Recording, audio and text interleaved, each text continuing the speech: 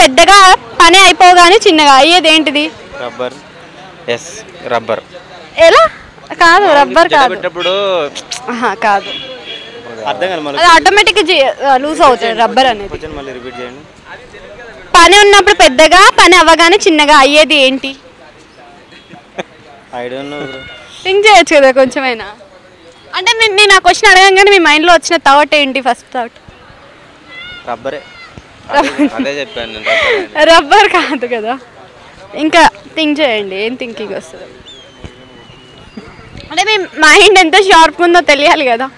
మా మైండ్ బాగా అప్సెట్లో ఉంది, అందుకని పార్క్ వచ్చారా?